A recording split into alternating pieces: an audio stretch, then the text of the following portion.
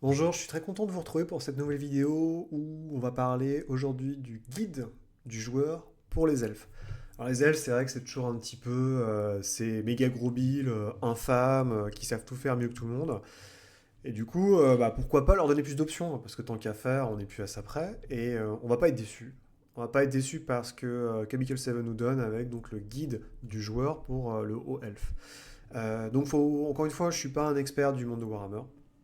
Vous verrez que j'ai peut-être des lacunes, mais en tout cas, ça peut être intéressant. Je pensais que ce serait intéressant de vous donner au moins mon ressenti par rapport au livre que je viens d'acheter, donc c'est le PDF, qui vous permet en fait de vous donner des éléments sur donc, les Azur, les elfes d'Ultuan, sur leur vie et surtout comment faire des options un peu spécifiques pour eux.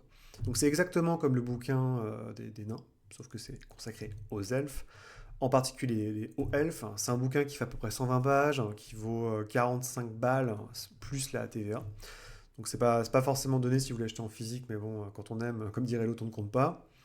Donc le premier chapitre, ça va être un peu comme d'hab, les défenseurs de l'ordre. Donc c'est une vue d'ensemble des Assurs. Donc leur origine, leur histoire, comment en fait ils ont peu à peu évolué d'un peuple uni à un peuple complètement désordonné, avec notamment le schisme de Malekith, qui ne s'appelle pas Malekith ici, mais qui s'appelle Malérion, parce que je crois qu'ils ont eu des problèmes il y a eu des petits soucis, disons, de copyright. L'historique est fait, donc si vous ne connaissez pas, ça vous explique comment les elfes en fait ont émergé, leurs histoires de légende avec leurs dieux, et le roi Phénix qui s'est jeté dans le feu en fait pour essayer de trouver une solution au hors du chaos et qui est devenu le premier Phoenix King parce il est sorti des flammes. Il y a aussi un pan qui est un peu pouf mystère comme ça balancé au milieu de l'historique sur le calendrier, donc comment sont gérées les saisons, les lunes et ainsi de suite chez nos amis à oreille pointue, avec un peu une toute petite charte historique en fait sur l'historique en fait des elfes. Donc, d'habitude généralement ils font des gazetières qui font une ou deux pages, et là ils ont fait un truc assez simplo, je sais pas pourquoi. Donc on a le schisme avec Malérion, donc Malekith, les elfes noirs, ce qu'ils appellent le Sundering, pas mal de petites saloperies. La guerre de la barbe, donc avec les nains, où ils se sont mis sur la tronche avec les nains pendant pas mal de temps. L'idée d'isolation, où ils sont en fait tous un peu enfermés en Ultuan en disant bah nous, le monde extérieur c'en est fini, faut déjà qu'on se protège des elfes noirs, avec une dégénérescence au fur et à mesure des cours elfiques, jusqu'à ce qu'il y ait l'idée que Finubar décide d'aller voyager, donc les Phoenix Kings, et se retrouve donc notamment en contact avec les autres colonies elfiques qui sont sur le continent du Vieux Monde, et enfin l'arrivée de Magnus le Pieux, en tout cas pour dépêcher les archimages, afin qu'ils puissent donner des leçons aux humains et créer les écoles de magie de couleur. On continue par peu à peu, plus ou moins ce que je viens de vous dire, mais sous une forme manuscrite, puisque là, en gros, c'est un émissaire qui a bossé, qui a vécu en Ultuan, qui écrit à Volskrug. Donc Volskrug, c'est l'un des bad guys, c'est le maître des espions de l'Empire. Il lui écrit parce que Volskrug lui a demandé un peu un récit sur Ultuan, sur les Elfes. Et je trouve ça pas vraiment, enfin, c'est pas... Alors c'est une autre vision, en fait, ça peut être intéressant pour les joueurs, mais en gros, c'est littéralement ce qu'on vient de vous bouffer pendant 20 pages sous une forme manuscrite. Et c'est pas petit, hein, mine de rien, ça fait 6-7 pages là-dessus. Alors, même si c'est agréable à lire, je trouve que c'est un peu faire du rembourrage. On arrive enfin à l'état en fait des lieux aujourd'hui avec une sorte de vue de tout ça. Et on enchaîne sur le deuxième chapitre qui est la société Assure, où là, un peu comme chez les nains, on va vous expliquer comment est-ce que l'éducation d'un jeune elfe, les maisons elfiques, comment ça se passe au quotidien. On a une très belle carte, hein. Leurs cartes sont toujours bien, hein, vraiment, c'est très sympa sur justement Ultuan, parce que moi je ne sais même pas à quoi ça ressemblait. Avec voilà, au milieu l'espèce de grand cercle, et on a à l'extérieur, on va avoir les royaumes externes qui sont beaucoup plus en danger en fait de se faire attaquer par notamment les elfes noirs. Vous remarquerez qu'il y a le Gothique qui va être le sujet du supplément de lore donc pour les MJ des elfes, parce que l'idée c'est que c'est des duologies en fait, ils font comme avec Imperium Maledictum, ils sortent un bouquin pour les joueurs, ils sortent un bouquin pour les MJ. Le bouquin pour les joueurs, en l'occurrence, c'est ce que je suis en train de vous glisser sur vos yeux, et le bouquin des MJ sera sur Gothic, sortira dans quelques mois. Voilà, une petite carte, et on vous donne une brève explication donc des royaumes intérieurs et des royaumes extérieurs, ça tient sur 2 pages. Et ça permet, si vous faites un personnage elfe, de donner un peu une coloration à votre personnage. Donc, comme je disais, comment ils sont éduqués, l'ascension, qui est un peu le moment où on passe d'un elfe, un elfe à l'âge adulte, et les cours, en fait, le roi Phénix, la cour du roi Phénix, la cour de la reine, donc, qui est de l'autre côté, en fait, qui est sur les royaumes extérieurs, je crois, ou intérieur, je sais plus, c'est l'inverse, en gros, donc l'Ever Queen, avec les cours. Alors, enfin, ils insistent un peu sur les cours, parce que justement, vers la fin, il y a tout un chapitre sur les intrigues de cours, qui leur faisait plaisir, donc c'est pour ça qu'ils passent un peu là-dessus, et les mages. Les mages avec les différents ordres qui existent, notamment les maîtres du savoir de Hoth, donc, qui est l'un des dieux, je crois, du savoir, hein, qui vont un peu revenir, et les fameux maîtres d'épée qui sont, si vous jouez au jeu de figurines, c'est quand même un des éléments assez récurrents des hauts elfes, une espèce de grand maître, enfin genre des Kensai, quoi, un peu moins. Ensuite, on a une toute petite parenthèse sur Nagaros. Alors, ce n'est pas, si vous voulez jouer un elfe noir, c'est pas ce bouquin qu'il vous faut, parce que, vous voyez, c'est une petite page. Et ensuite, mais c'est au moins pour donner la coloration, si vous n'avez pas du tout de billes par rapport à ça. Et enfin, en grand classique de Warhammer, on vous donne toute une page sur les réactions, enfin, l'attitude que peut avoir un haut elfe par rapport aux autres personnages, donc notamment les elfes des bois, évidemment, les nains, l'Empire, Marienburg, la Brétonie. Et c'est assez rigolo parce qu'on s'aperçoit qu'en fait, les hauts elfes, les seuls pour lesquels ils ont quasiment du respect, ce sont les nains, ironiquement, alors qu'ils voient tous les autres d'une manière un peu condescendante, ou ils les voient, enfin, en gros, la Tillé, ils vont dire ils sont bien gentils, mais leurs bateaux, ils sont pourris, alors que c'est d'excellents explorateurs. Ils vont dire que les elfes des bois, bah, finalement, c'est un peu des dégénérés sauvages, et ainsi de suite, et ainsi de suite. Et le plus marrant, c'est le grand catet, donc l'Asie, quoi, les Chinois, où ils disent, en fait, ils ont du respect pour catet, mais ils considèrent que leurs dragons, enfin, que c'est pas des dieux, en fait, c'est juste bon, voilà, des gros dragons, et ça, c'est insupportable aux yeux des gens du grand catet. Ça, c'est rigolo. Et on donne, ouais, un petit inventaire militaire, ça c'est plus pour donner la couleur quand vous jouez justement si vous jouez un soldat elfique. Mais bon, c'est pas non plus. On apprend essentiellement que justement ils ont des forces armées, ils ont des fameux avant-postes en fait, des citadelles qui sont un peu partout à travers le monde connu et qui font plus peur en fait par leur idée et impression de puissance à travers le monde, une sorte de politique de dissuasion, un peu comme s'il y avait la dissuasion nucléaire. Et après, on vous donne des différents avant-postes. Donc vous en avez croisé un ou deux, notamment la citadelle du Crépuscule qui est dans l'Ustrie, qui est tout au bout, en fait, qui est au niveau du Cap Horn, en fait. Enfin, Cap Horn de Warhammer. Et les autres citadelles qui existent. Sachant qu'ils ont des enclaves aussi sur le Vieux Monde, dans lesquelles vous pouvez jouer pour démarrer une campagne aussi, par exemple. Évidemment, on n'oublie pas les armes. Enfin, ça, c'est un peu le côté.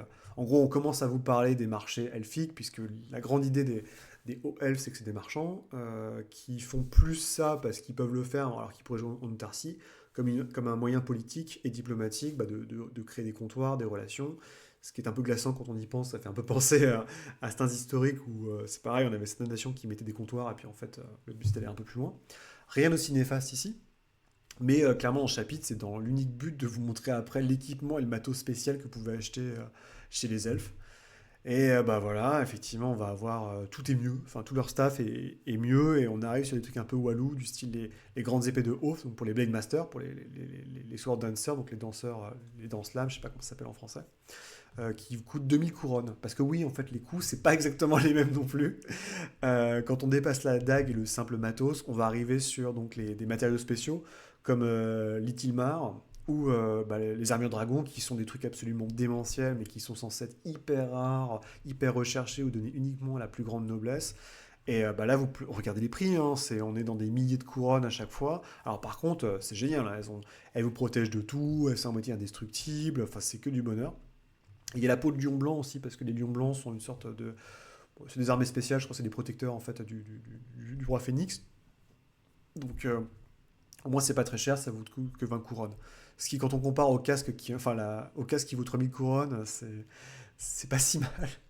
Donc voilà, encore une fois, j'épilogue pas en 7 ans là-dessus, parce que c'est vraiment des choses que vous prendrez du plaisir à lire si c'est vraiment votre truc. Mais pour moi, c'est un inventaire d'éléments supplémentaires à donner à vos joueurs. Mais clairement, je vois pas comment est-ce que vous allez donner à vos joueurs du matos qui vaut autant, quoi. Ou alors vous jouez ça, c'est un des points importants, je pense, sur ce supplément. Ou alors vous jouez des personnages haut niveau. Et j'ai l'impression que une grande partie de ce bouquin pour l'exploiter, il faut vraiment faire une campagne de Warhammer très haut niveau. Mais c'est assumé, mais il n'y a pas de souci. Après, chacun voit midi à sa porte. Moi, c'est pas mon truc. Mais je peux comprendre que pour des gens qui voilà, commencent à aller sur un quatrième niveau de carrière, ou ils ont des enjeux extrêmement importants, si vous créez une campagne, justement, il y a une grande bataille contre le chaos, ou je sais pas, ça peut être là, c'est vraiment très important. Qu'on enchaîne sur les herbes un peu uniques que vous pouvez trouver en Ultuan. Et les objets enchantés qui commencent à être... Alors, c'est pas des super méga objets enchantés, mais c'est quand même des choses qui peuvent un peu changer les choses. Un bâton, par exemple, qui peut transformer le bois à l'envie. C'est plutôt pas mauvais. On reste quand même chez les elfes, hein, qui sont un peu des grands magiciens, des grands artisans. Donc voilà tout un peu le côté géopolitique dont je parlais, où ils étendent un peu leur pouvoir avec évidemment leur flotte, puisque ce sont d'excellents navigateurs. Les bateaux, on a un peu descriptif, donc ça vous permet de donner des éléments supplémentaires, si vous avez le supplément de la mer des Griffes notamment, qui vous donne, lui qui vous donnait essentiellement le côté humain, avec quelques trucs nains et scaven. Mais là, on a vraiment toute la flotte de nos amis elfes. Le marchandage, donc le voyage, avec d'autres navires. Et on a une petite page sur les dragons, où on explique un peu la relation qui est entre les dragons et les elfes, qui est très différent en fait, de ce qu'on peut trouver sur le Vieux Monde, où il y avait vraiment des clans de Dragon Rider qui utilisaient les dragons comme monture. Donc une pensée complètement différente de l'Empire, de Cathay, où là, en tout cas dans l'Empire, les dragons étaient vus un peu comme des créatures maléfiques, qui étaient des choses du passé, quoi. Donc on a une belle grande... Donc il y a pas mal d'illustrations, ils ont mis un peu le paquet quand même au niveau d'illustration, c'est plutôt cool. Et enfin, on arrive un peu à la partie du guide que si vous achetez le guide ou si vos joueurs achètent le guide, ce serait pour cette raison, c'est pour créer des personnages elfes un peu différents ou au moins avec plus d'options. Donc, alors ça j'aime beaucoup, il commence en fait quand même, c'est pas si bête, en fait il commence le chapitre en disant on va essayons d'aller au-delà du stéréotype. C'est-à-dire que le problème c'est que vous jouez un elfe de base à Warhammer, vous dites ok moi je suis pédant, je suis très bien habillé et je sais mieux faire tout que tout le monde. Et en fait, leur but, c'est de vous donner des options pour montrer qu'il y a d'autres types d'elfes et que vous n'êtes pas obligé de jouer comme un stéréotype. Alors, c'est un peu dommage, hein, c'est qu'ils disent ça, mais après, il n'y a pas tellement de conseils, quoi. Il n'y a pas de conseils pratiques pour vous dire comment éviter de jouer un stéréotype. Ce serait cool, quelque part. Et il n'y a pas tellement ça. Ce qu'ils vont faire, en fait, c'est qu'ils vont donner des gimmicks de jeu, en fait, des règles supplémentaires intégrées là-dedans. Et en gros, ça va être soit par le fait qu'ils s'expriment extrêmement poliment et que donc ils doivent à chaque fois essayer de faire plus ou moins des jets de charme pour donner corps en fait à ce qu'ils essaient de faire, donc aller au-delà de la subtilité pour que les gens comprennent leurs émotions sans qu'ils y aillent. Parce que le truc, c'est que l'émotion justement, c'est au cœur du jeu, c'est le yen-lui. Alors je trouve que les règles sont pas terribles, mais en gros c'est une sorte de yin-yang. Donc c'est ça. Vous êtes toujours entre le côté si vous avez du yen-lui sombre, donc vous devenez peu à peu comme Korn, comme Kane, vous êtes un peu bougé par la violence, vous avez des obsessions un peu dégueulasses. Et à l'inverse, si vous êtes peut-être du côté clair, vous devenez fataliste, dépressif, parce que justement vous n'êtes plus en communion avec le monde tel qu'il est, et donc ça vous êtes déconnecté. Donc c'est exactement comme dans ce fabuleux jeu qui était Kingdom of the East, donc les vampires d'Orient, où il y avait un délire avec le yin-yang comme ça, où en fait la seule bonne option c'était de rester neutre, si possible. Alors effectivement, le fait, donc en gros, un peu comme dans, c'est une sorte d'échelle de moralité qui, selon ce que vous faites, si vous faites des trucs extrêmes, si vous torturez des gens, ou si justement vous êtes super sympa, ça vous fait aller vers le côté sombre, le côté sombre ou le côté clair. Il y a un avantage et un défaut à avoir du yen nuit, c'est que si vous en avez plus, si vous balancez plus d'un côté ou de l'autre, vous avez des pénalités sur certains de vos jets, ça peut être sur les jets de magie, ça peut être sur certains jets en fait de résistance mentale. C'est-à-dire que si vous êtes hyper sombre, vous êtes dépravé, donc vous avez du mal à respirer, à résister à vos impulsions, et donc vous avez des malus sur votre constitution, vous avez des malus sur votre volonté. À l'inverse, si vous êtes du côté clair, vous avez des malus d'initiative parce que vous êtes un peu un gros long, un gros mou. Mais par contre, vous pouvez potentiellement l'utiliser après pour avoir des effets supplémentaires dont on va reparler tout de suite, sachant qu'en plus les effets sont encore plus importants pour les vieux elfes. Donc il y a ce côté aussi expansion, c'est très vampirisque, c'est très vampire la mascarade, où en gros l'humanité est de plus en plus difficile à garder, mais bon c'est parce que moi je suis un vieux vampiriste, et du coup c'est un peu mon truc, sachant que ça peut aller jusqu'à très très loin au niveau de nuit. Ça c'est un truc marrant par contre, c'est peut-être l'un des seuls points de règle qui m'a vraiment emballé, c'est qu'en fait, les elfes ils sont pas de motivation à long terme. Donc pour finir la campagne, ils ont des obsessions. Ils ont des espèces de trucs en fait qui les rendent complètement fous. Ça peut être de l'art, ça peut être je ne sais pas quoi, la magie. Et si ils sont infusés du côté clair ou du côté sombre, cette obsession peut devenir dévorante. Et donc en fait, si on les freine, on les brusque pour essayer de ne pas, enfin, on les empêche en fait de réaliser leur obsession, ils peuvent péter un plomb et essayer de faire tout ce qu'il est en pouvoir pour avoir en fait pour réussir l'objet de leur obsession. En général, c'est un peu mieux quand même le yin yu clair que le yin yu sombre, mais ça vous permet en fait de casser des jets de psychologie. C'est-à-dire grosso modo, s'il y a un truc mental qui vous bloque entre vous et votre objectif, votre obsession, vous pouvez dire non, fuck it, je l'ignore parce que de toute façon c'est mon obsession. Donc c'est un petit truc rigolo pour vous motiver. Après, je pense pas qu'il y ait besoin de règles pour ça, quoi. Simplement on dit, t'es elfe, donc t'es un peu différent, tes émotions sont beaucoup plus fortes, faut faire attention, tout le monde a vu Star Wars, tout le monde a vu les Jedi, donc on peut un peu s'en douter. Les rêves, donc c'est un peu bizarre, c'est pour remplacer aussi les ambitions à courte durée, enfin les ambitions courtes. En gros, vous avez une table de rêve et votre but, plus ou moins, c'est que ce rêve se réalise. Donc vous tombiez sur l'objet de votre prophétie et si c'est le cas, vous gagnez des points. Enfin, c'est comme les motivations. Le sang d'Anarion, j'ai pas trop compris, j'avoue. Donc de ce que j'ai compris, Anarion, c'était le premier roi phénix qui a pété un câble, qui a commencé à buter plein de gens avec une épée maudite de Cain. Mais il a aussi permis de sauver en fait son peuple des hordes du chaos. Et il est mort bouffé complètement fou. Et l'idée, c'est qu'en fait, si vous jouez un elfe noble, vous avez 5% d'avoir de son sang, et si vous avez son sang, vous avez ce super talent qui vous permet en fait d'avoir un truc très très balèze. Par exemple, vous êtes un prodige magique, ça fait que les sorts vous coûtent moitié moins d'XP. Ou vous êtes un prodige martial, et là vous avez tout de suite des talents de killer, enfin, grosso modo des trucs très très bien. Mais par contre, vous êtes sur l'influence de Kane, ce qui fait que potentiellement, je crois que vous avez une mutation, vous avez une sorte de folie qui peut vous tomber dessus.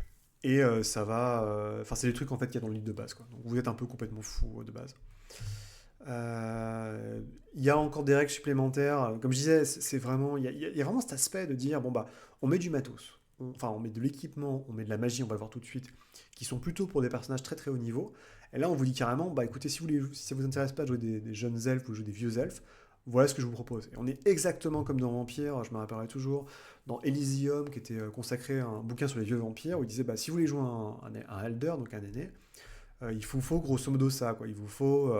Vous gagnez plus de pex, vous êtes plus costaud, mais par contre, à l'inverse, vous avez les malus, vous avez des fardeaux. Donc l'idée, c'est de dire, là, vous avez gagné de la corruption, ou vous perdez des points de destin, des points de résilience. Donc il y a un peu c'est tout le beans. Alors, ce qui est rigolo, par contre, c'est qu'effectivement, j'ai pas lu encore en détail, mais en gros, vous avez plus d'expérience, quoi. Et le truc qui est sympa, c'est qu'ils vous disent, par contre, vu qu'il y a différents cycles en fait dans la vie d'un elfe, ils vous disent où est-ce que vous en êtes, qu'est-ce que vous faites, à quel âge vous êtes en fait. Et ça, c'est plutôt cool. Je sais pas, encore une fois, je pense qu'il y aurait peut-être des trucs plus. Bon, après, c'est le jeu qui veut ça, mais je pense toujours à Vampire le Requiem par rapport à Vampire la Masquerade, qui avait un système qui était bien meilleur, à mon avis, pour justement jouer des vieux vampires. Mais le problème, c'est que c'est un jouable, parce qu'en fait, dans Warhammer, l'idée, c'est que plus les elfes sont vieux, plus ils sont balèzes. Enfin, je pense, alors que. Enfin, donc je pense pas qu'il y ait. Parce qu'à Vampire, l'idée, c'est que en gros, un vieux vampire avait des absences et était obligé de baisser la puissance de ses pouvoirs. Sinon, en fait, il retombait en torpeur. Et donc, on pourrait imaginer ça pour les elfes, j'en sais rien, mais vous pouvez jouer un très très vieil elfe, mais je sais pas, il a des absences, ou il sort d'une longue léthargie, et donc il n'a pas toutes ses capacités. Et s'il utilise trop ses capacités, il reprend du yen lui, donc il est obligé de se casser, parce que sinon il pète un plomb. Je sais pas, enfin après je suis pas game designer, hein, mais je pense qu'il n'y a pas besoin de mettre des systèmes tout le temps, enfin peut-être des trucs plus simples.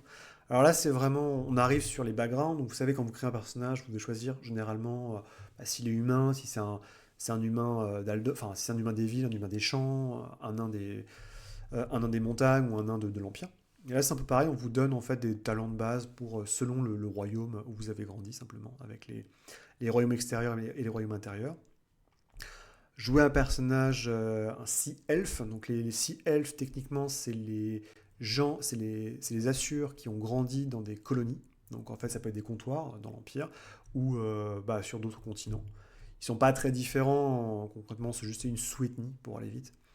Mais vous avez la possibilité d'avoir, encore une fois, un art spécifique avec tutti quanti que vous connaissez. Et on arrive évidemment sur ce qui vous éclate, les carrières elfiques, les carrières pour les hauts elfes, où là, on va se retrouver avec des modifications possibles, donc avec toujours la bonne table, vous lancez si vous voulez faire uniquement une création avec des elfes, où ils ont trouvé un parti pris qui est pas si mal, c'est-à-dire qu'ils vous donnent 2-3 pages sur comment adapter les carrières existantes, en disant par exemple les paysans elfes, c'est pas vraiment des paysans cracra comme dans l'Empire, c'est des poètes, ils font des poèmes, enfin ils sont à la cool, ils élèvent des moutons. C'est un côté beaucoup plus champêtre et romantique. Et à chaque fois, on vous permet de changer peut-être une ou deux compétences, mais bon, c'est pas non plus démentiel, et c'est pas le but quelque part. Parce qu'après, la seule différence, c'est qu'on vous dit que vous ne pouvez pas être prêtre de base. Vous allez comprendre pourquoi un peu plus tard. Donc voilà, je passe un peu, mais c'est pas mal ce qu'ils ont fait. Après, c'est un peu long évidemment. On arrive sur les carrières, donc on va avoir 2 carrières de combat qui sont le garde-marin, qui est l'archétype du soldat d'infanterie elfique. On va avoir le maître d'armes, qui est probablement ce que vous jouez si vous voulez jouer à un guerrier. Donc c'est vraiment les unités de Warhammer qui ont en fait une épée et ont des katas. En fait, ils s'entraînent dans la voie du guerrier, donc on nouvelle règle. On a talent martial, donc il est possible maintenant de faire du kung-fu officiellement dans Warhammer. Et la voie de l'épée, c'est une sorte de magie pour les blade dancers, donc les danse-lames, avec des katas que vous pouvez faire chaque matin. Donc toujours pour les trucs elfiques, le yen lui peut impacter. Et vous pouvez vous purifier, vous pouvez mettre de la glace sur votre épée. Voilà, c'est un truc que vous faites pour la journée qui est assez vénère, on va pas se mentir. Les Shadow Warriors qui sont un peu les ninjas, enfin les espions, enfin les guerriers ou les rôdeurs, pour protéger contre les elfes noirs.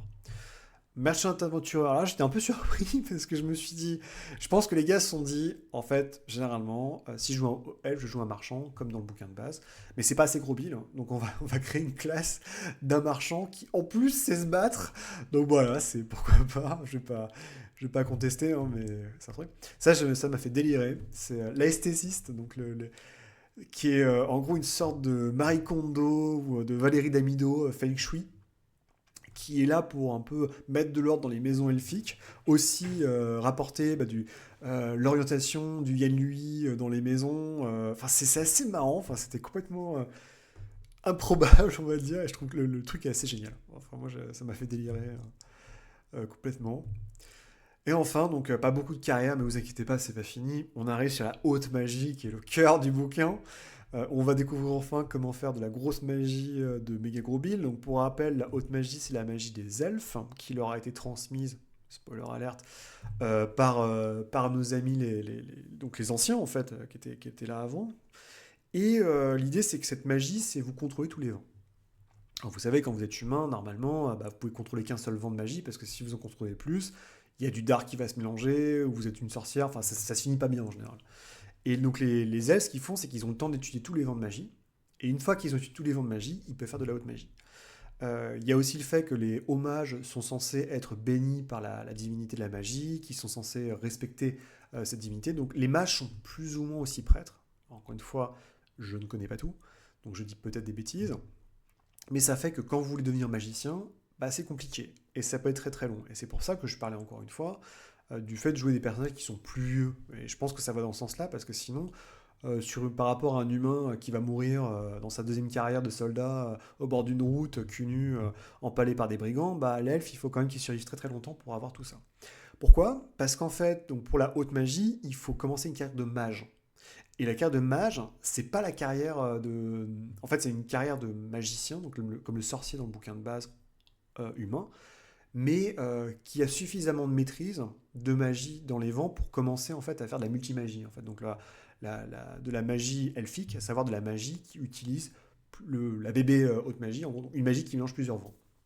Vous allez voir ce qu'on va voir. Donc là, on vous fait la liste, on fait l'inventaire de tout ce qu'il faut. Donc il faut que vous ayez pété Magic.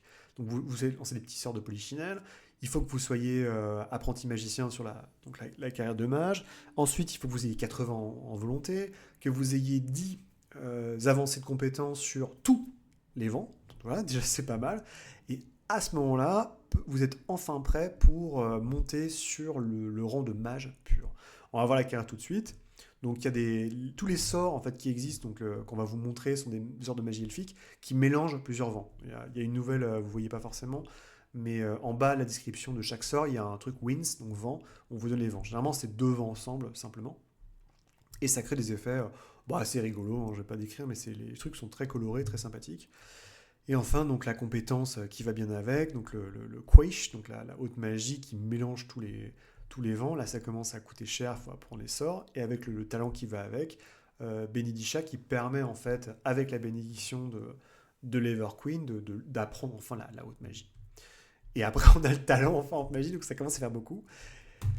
Et il y a un 5e niveau de carrière que vous allez voir aussi pour ces différentes choses. Alors la grande différence de la haute magie, c'est qu'effectivement, donc vous lancez votre sort comme d'hab. Par contre, les effets, les fimbles sont très très néfastes parce que ça vous bloque, ça vous empêche de faire de la haute magie. Et potentiellement, si vraiment vous vous foirez, il est possible que vous puissiez plus du tout faire de magie de manière permanente. Et le problème, c'est que généralement, vous n'avez pas beaucoup de points de destin quand vous êtes elfe. Donc pour parer à ça, ce qu'on peut faire, c'est graver des runes des dieux, donc les Kadai, qui permettent d'empêcher en fait les fimbles ou de lancer des dés qui vont vraiment vraiment pas. Par contre, ça a des effets un peu négatifs. Donc il y a une FAQ pour un peu expliquer est-ce que je peux utiliser de la Warpstone, est-ce que je peux utiliser des armures, des petits quanti, comment marchent les bâtons. Voilà, c'est pas... On arrive enfin à ce que vous attendez, la liste de sorts de haute magie. Alors là, c'est la fête à neuneux. Hein, et vas-y que je te soigne toutes tes blessures, je te fais repousser les bras. Vas-y que je te pique tes points de destin. Enfin, ou que je te fais foirer tous tes jets. En fait, et quand tu fais de la magie, enfin, il y a un sort, c'est tu fais de la magie, tu as 3 fois plus de chances en fait, de faire des échecs critiques. Tous les mineurs miscast, donc les mini-fins de magie deviennent des fimbles majeures. C'est assez violent. Les flèches enfin, la malédiction de l'attraction des flèches, c'est que toutes les flèches vont vers vous. Donc en fait, vous ne pouvez plus éviter les projectiles magiques, enfin les projectiles physiques, pas magiques. Voilà, ils ont vraiment allé, ils sont bien fendus de la gueule. Et l'idée, en fait, c'est que vous avez il y a des steps. Donc selon votre degré de réussite, vous pouvez rajouter ce qu'il y a l'overcasting, qui sont des effets supplémentaires qui rendent vos sorts encore plus violents. Donc quoi que vous dire que généralement, je pense que c'est plutôt pas mal. Et ils sont pas foutus de vous. Hein. Il y a quand même 7 pages, hein, 7 pages de sorts, donc c'est déjà bien. Et enfin, la carrière de High Mage, de Mage, donc de mage, et pas de sorcier, où on va aller jusqu'au niveau de Student Mage, donc au niveau 2. Et c'est une fois qu'on aura vu tout ça, on pourra devenir mage. Et mage, il faut maîtriser tous les vents de magie et faire de la haute magie. On y est. Et il y a un dernier niveau, 5e niveau, archimage. Pas mal. La religion, on arrive, alors vous dites, bah dis donc, on passe un peu du coq à l'âne. Et en fait, pas vraiment, parce que, outre passer la description de la religion elfique du Panthéon, qui a une sorte de mandala, et la description donc, de tous les dieux, donc des Kadai dont je parlais, parce qu'il y a en fait, il y a les dieux célestes et il y a les dieux chtoniens. Les dieux chtoniens sont un peu moins adorés qu'avant, mais ils ont quand même leur rôle, mais pour certains, ils sont un peu affiliés avec les elfes noirs, donc c'est pas terrible, notamment Cain qui fait coucou, c'est moi. Et l'idée, en fait, c'est qu'après ces dieux-là, en fait, les prêtres des elfes sont des magiciens. Et donc, vous allez avoir des règles pour la prêtrise en fait, des elfes qui, en gros, font de la magie, mais ont des tabous. Ils ont toujours les tabous des magiciens, mais par contre, ils n'ont pas de bénédiction, ils n'ont pas ça. C'est que des sorts de magie avec l'idée de suivre les préceptes. Donc, on a 3 types de prêtres qu'ils ont donnés. Donc, rappelez-vous, hein, pour être prêtre, il faut d'abord que vous soyez magicien. Donc, ça veut dire qu'en fait, les prêtres, ils ont 5 niveaux de carrière, parce qu'ils ont eu 2 jusqu'à l'apprentissage, et après, tac, tac, tac, ils repassent pour la haute magie, c'est-à-dire qu'ils sont 3e niveau de carrière, donc ils sont jusqu'à 5.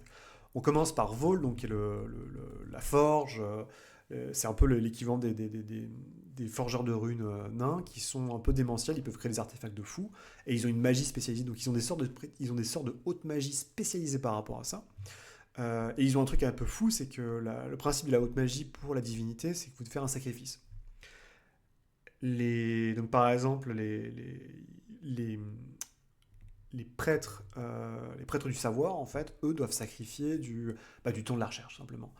Les prêtres de Hoth, donc les prêtres du dieu guerrier, doivent, eux, s'épuiser. En fait, ils doivent se taper des pénalités de fatigue pour lancer leur sort.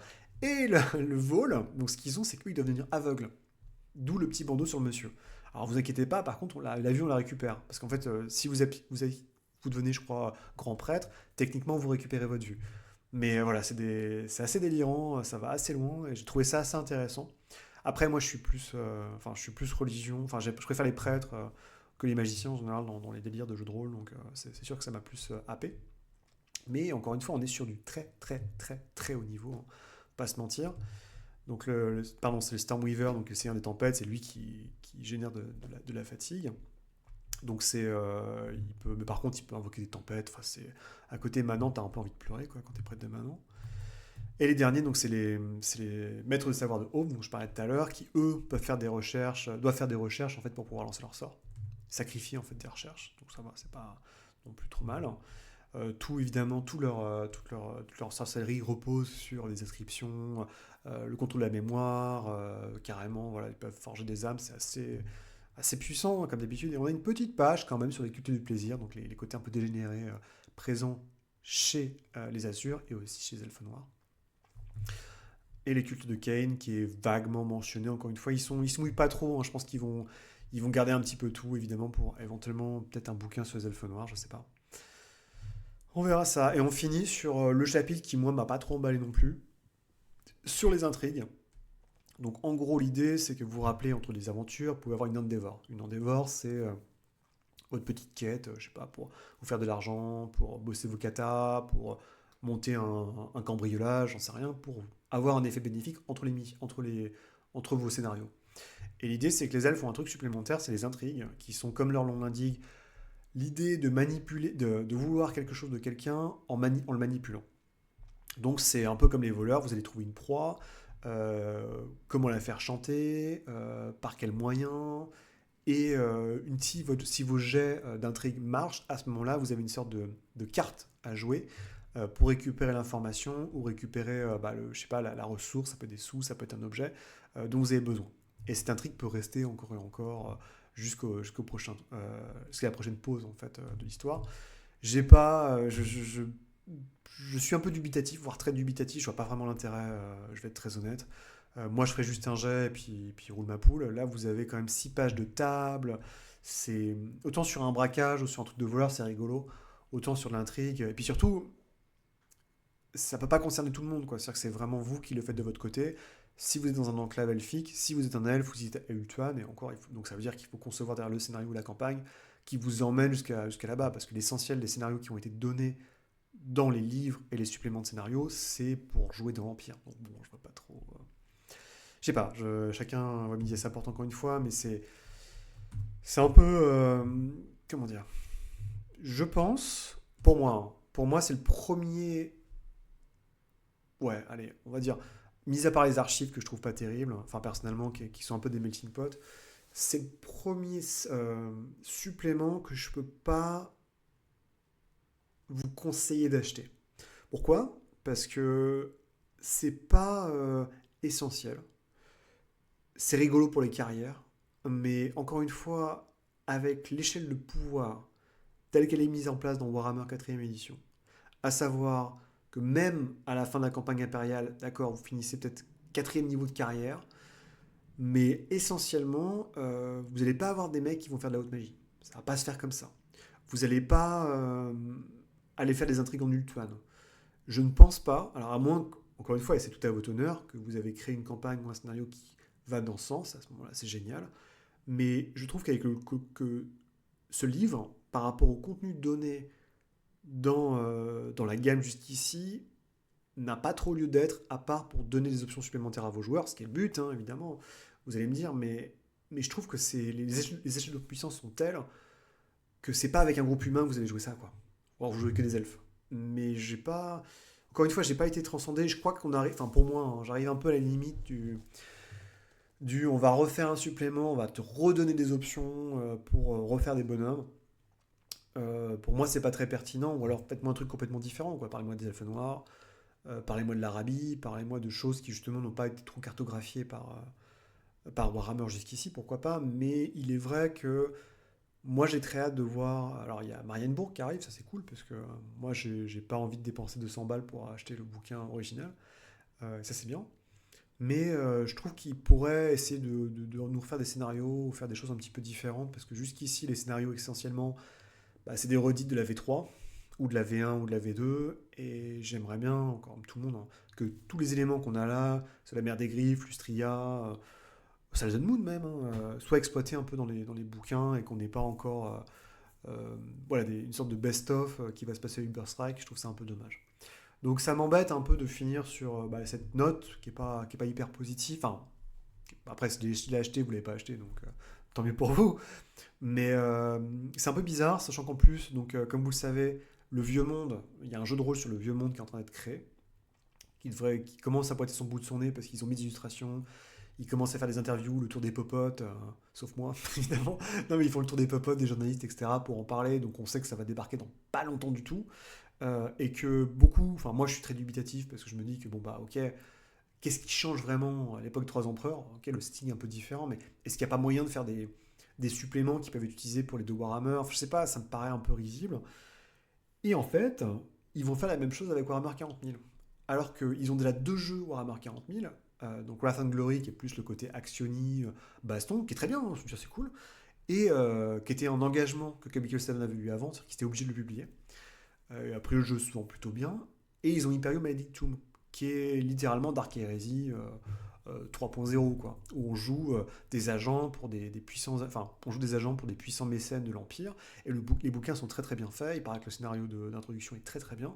Donc c'est vraiment une gamme qui, à mon avis, est amenée à grandir. Et j'espère qu'elle va bien grandir. Sauf que ils viennent d'annoncer un jeu de rôle sur l'hérésie de Horus, en Warhammer 40 000. Ce qui veut dire, alors ils vont vous dire, vous inquiétez pas, ça va pas prendre plus de ressources, mais bon, je ne suis pas sûr. Et puis, ça, par contre, le système sera complètement différent. Après, c'est une sorte de style des squads, c'est pas le même type de lancer de dés. Mais c'est un peu nul parce qu'on l'a appris via une newsletter de Games Workshop, quoi. Donc, Kabuki 7 n'a fait aucune com dessus. Et c'est Pouf Pouf Mystère, c'est sur la newsletter de Warhammer. Enfin, en fait, il y aura un nouveau jeu de rôle. Bon, d'accord, super. Et on en est là. Donc donc pour la V4 de Warhammer, en tout cas, les prochaines sorties en anglais, ça sera le guide, l'équivalent de Stone and Steel, donc enfin, nain de pierre et d'acier, là, le supplément côté MJ, puis le côté supplément côté MJ des elfes. Il y a un PDF qui va sortir qui s'appelle Wrecker's Point, qui est sur une sorte d'île de non-droit, je crois, qui est dans l'océan. Il y a Marienbourg qui arrive. Ça, je suis très très impatient parce que je sais que c'est un super supplément donc, et qu'ils ont été recherchés. Le type qui avait écrit le supplément à l'origine pour acheter tout ce personnel, donc au moins ils ne sont pas mis à dos comme, comme Graham Davis, donc pourvu que ça dure. Donc voilà, j'espère que ça va. Bon, c'est une game qui vit bien. Maintenant, je pense qu'ils ont réglé leurs problèmes internes pour le meilleur et pour le pire. Donc on va avoir un rythme de croisière qui va être d'un supplément tous les trimestres, hein. Je pense qu'on est sur cette base-là, hein. Je parle de suppléments de gros, pas les PDF. Mais ouais, il y a des. Ça manque de scénar quand même. Donc en tout cas, je suis content. En français, vous allez avoir le raccord nu, ça c'est bien. Donc là, vous allez bientôt finir la campagne impériale. Et il y a aussi Aux armes qui arrive, qui est pas mal, hein, qui est vraiment. Alors je vais gueuler parce que c'est encore des suppléments de matos, mais c'est vrai que si vous jouez un guerrier, il y a quand même beaucoup, beaucoup de matos. C'est comme vendre la magie, il est très bien. Même si vendre la magie pour moi est quand même plus intéressant. Mais Aux armes a de belles choses à l'intérieur et surtout le coût des avantages de groupe. C'est des règles à la fin du bouquin que je trouve très, très, très bien et que je ne peux que vous conseiller d'utiliser. Enfin, vraiment, ça vous simplifiera la vie en tant que MJ. Voilà, donc c'est tout pour aujourd'hui. J'espère que ça vous a plu comme d'hab. Et puis, à très bientôt pour de prochaines aventures. Allez, salut!